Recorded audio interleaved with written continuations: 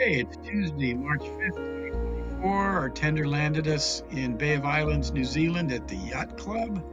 Our first stop was Ruru Falls, which is a small falls on the main river there near Bay of Islands that they used to go haul logs and stuff upstream from this river, but these falls were a point where they had to stop and regroup to get past the falls.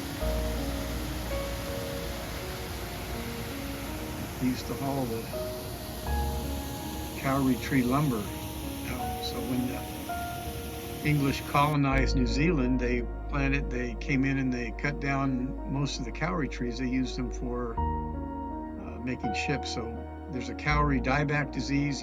Before you go into these areas with kauri trees, you have to clean your feet on one of these sanitation stations where you actually clean everything off the bottom of your shoes and then put some kind of a chemical on.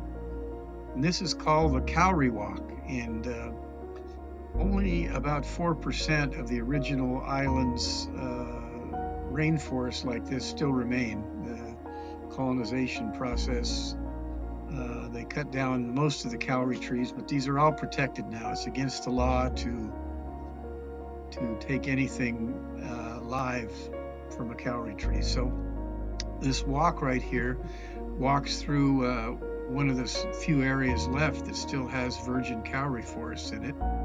And actually, it's very much like walking through a rainforest. If you're familiar with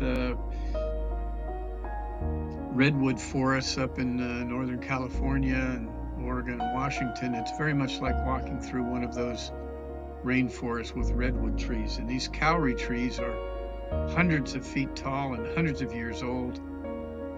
The British used them for building ships after they'd used up most of the shipbuilding wood. In the UK, when they colonized down here, they came and they cut down these huge kauri trees and used them for shipbuilding because the wood has really good properties for that. So these trees are hundreds of years old and hundreds of feet tall.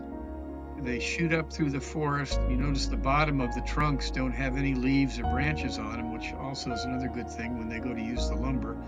But once they get above the canopy, then they branch out and dominate the entire forest canopy with the kauri tree tops. So with the sanitation stations and whatnot that they have and all the hiking trails that have any kauri trees around them, they're trying to preserve what trees are left.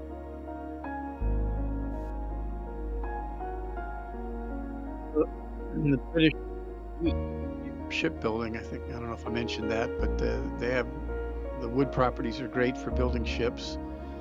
You can see that the bottom parts of them don't have any branches, so there's no knots or anything. They grow straight up like a spike until they get above the canopy, and then they expand and dominate the canopy there. So they get really good quality wood.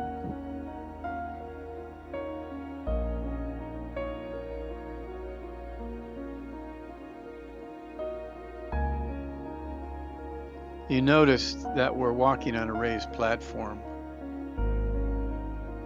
here. And that's another step to make sure that the kauri trees don't get that dieback disease that kills them. So,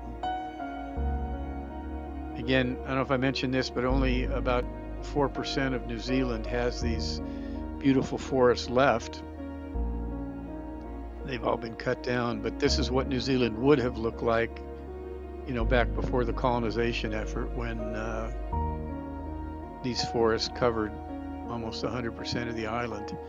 Interesting that New Zealand broke off from Australia a long, long time ago. There are no snakes or any poisonous spiders. There's no venomous spiders on the island, and so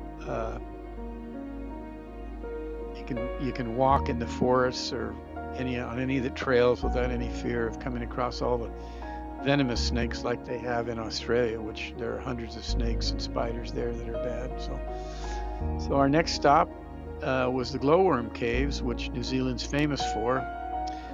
And you'll see here we go to the entrance of the glowworm caves, and as we got there, they told us, well, you can't take your cameras uh, or video inside the cave because they're the sacred nature to the Maoris. They used them for burial sites, I guess. So I did pull some video off of the internet that you can see, so you can see what the glowworms look like themselves. It's like looking at the Milky Way. It's truly beautiful. They put out those little threads and they use them to catch bugs, and then they can consume the bugs, and then eventually they hatch and die. So it's beautiful, beautiful cave.